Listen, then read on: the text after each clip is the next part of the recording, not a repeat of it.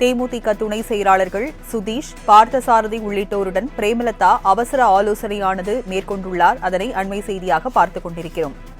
விவரங்களை செய்தியாளர் லாவண்யா வழங்க கேட்கலாம். லாவண்யா, இந்த ஆலோசனை குறித்த விவரங்களை பதிவு பண்ணுங்க.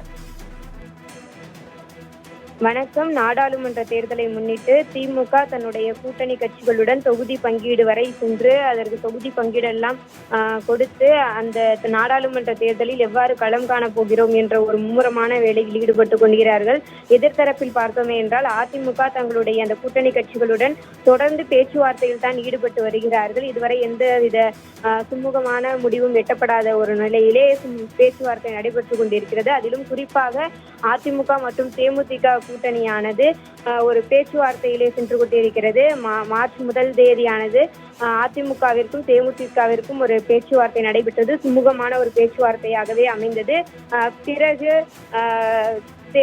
அதிமுக அலுவலகத்தில் தேமுதிகவை சார்ந்த அந்த தேர்தல் குழுவில் இருக்கக்கூடிய முக்கிய நிர்வாகிகள் எல்லாம் வருகை தந்து மீண்டும் ஒரு பேச்சுவார்த்தையில் ஈடுபட்டனர். அந்த 2ஆம் கட்ட பேச்சுவார்த்தையும் சுமூகமாக நடைபெற்றதாக தேமுதிக தரப்பிலே கூறப்பட்டது. இந்நிலையில் இன்று தேமுதிக பேச்சுவார்த்தை குழுவுடன் பிரேமலதா ஆலோசனை செய்து கொண்டிருக்கிறார்.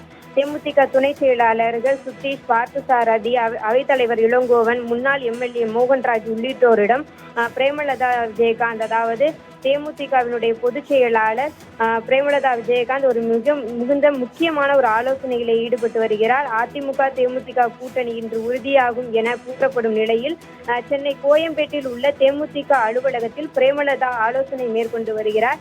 அதன் பிறகு பசுமை வழி சாலையில் உள்ள இபிஎஸ் இல்லத்திற்கு தேமுதிகவினர் அவரை சென்று பார்ப்பதாக ஒரு தகவல் கிடைத்திருக்கிறது. எடப்பாடி பழனிசாமி அவர்களை சந்தித்து மேலும் தங்களுடைய விருப்பமான தொகுதி மற்றும் மாநிலங்களவையில் தாங்கள் கேட்ட ஒரு சீட்டு ஆகியவற்றை பற்றியெல்லாம் அவர்கள் பேசி ஒரு சுமூகமான ஒரு முடிவை இன்று எட்டக்கூடும் என்ற ஒரு நிலையானது உருவாகி இருக்கிறது. விவரங்களுக்கு நன்றி.